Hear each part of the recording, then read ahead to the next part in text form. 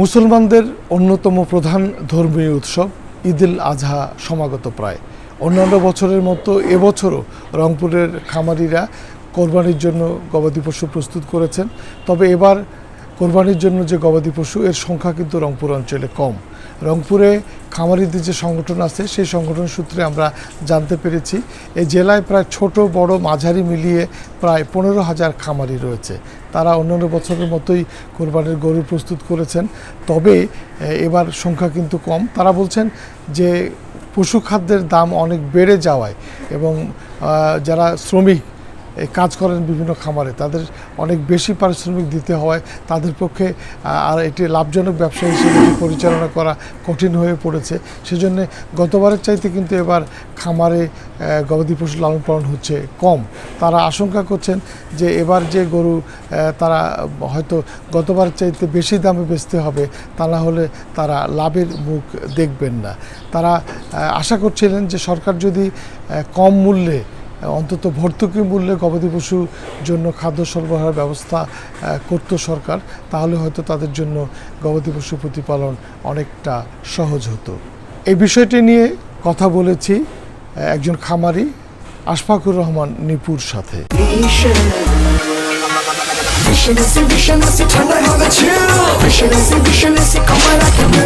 আমার একটি ছোট্ট খামার, এসআর দুগ্ধ খামার।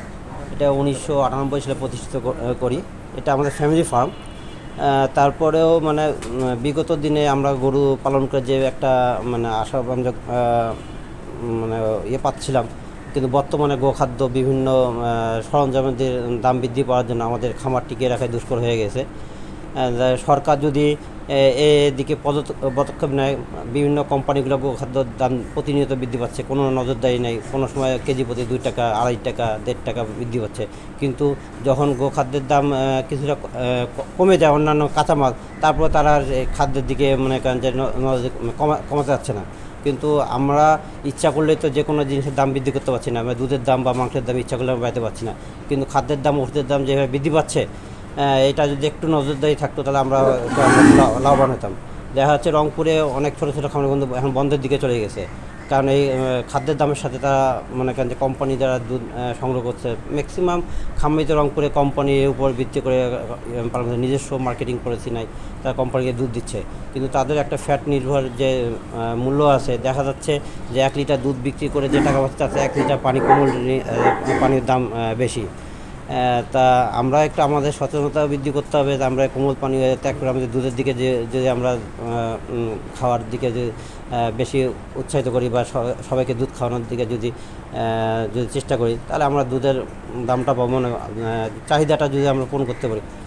আর মূল কথা হচ্ছে খামারের যে বর্তমান যে ব্যয়, খামার টিকে রাখাই দুষ্কর হয়ে গেছে, কারণ গোখাদ্যের সাথে আমরা সামঞ্জস্য, আমরা দুধের দাম বা মাংসের দাম বাড়াতে চাচ্ছি না, কিন্তু খাদ্যের দাম যদি নিয়ন্ত্রণ যদি না থাকে তাহলে আমরা তো বাধ্য হয়ে আমি যে বৃদ্ধি করলে যে দুধটা বেশি দামে বিক্রি হবে তা নয়। একটা তো মানুষের ক্রয় ক্ষমতা থাকতে হবে, কিন্তু আমরা বাধ্য, আমরা বিক্রি করতে পারছি না, কিন্তু আমরা কিনতে হচ্ছে বেশি দামে, আমরা নিরুপায় হয়ে গেছি। তা সরকার যদি এদিকে একটু পদক্ষেপ নেয়, যারা উদ্যোগস্থন কর্মকর্তা আছে, যদি মার্কেটে যদি নজরদারিটা করে এই খাদ্য বিক্রি হচ্ছে তারা কী দামে, আমরা যেমন ভোক্তা অধিকার যেমন আছে, বিভিন্ন দোকানে যা তারা অনুসরণ করতেছে কী দামে কিনছে, কী দামে বিক্রি করছে, তাদের প্রফিট মার্জিন কত, কিন্তু খাদ্যের ব্যাপারে বা ওষুধের তারাও যদি এদিকে একটু নজরদারি করে কী দামে কিনতেছে, কী দামে বিক্রি করতেছে, তাহলে আমরা খামারিরা উপকৃত হব। এবং আমরা খামারের সামনে কোরবানি উপলক্ষে এবার দেশি গরু, যেহেতু সবাই ব্যক্তিগতভাবে ছোটো গরুর চাহিদা করে, সেই হিসাবে আমি ছোটো গরু, গতবার আমি ফ্রিজিয়ান গরু ছিল বড়, কিন্তু রংপুরের বাজারে বড় বেশি মূল্যে ক্রয় করার মতো মুষ্টিমেয় কিছু ক্রেতা আছে, কিন্তু ওই হিসাব করলে বড় গরু করে লাভবান হয়। যারা রংপুরে যে ধরনের গরু ডিমান্ড মনে করেন যে আপনি 3 মণ 4 মণ 2.5 মণ এই ধরনের গরু এবার আমার খামারে প্রস্তুত করছি। অন্যান্য কিছুর মতোই পশু খাদ্যের দাম যেভাবে বাড়ছে, আগামীতে পশু লালন পালন করার ক্ষেত্রে খামারিদের দুর্ভোগ আরও বাড়বে বলে আশঙ্কা করা হচ্ছে। এই ছিল রংপুর নগরীর এসআর গবাদি পশু খামার থেকে সর্বশেষ।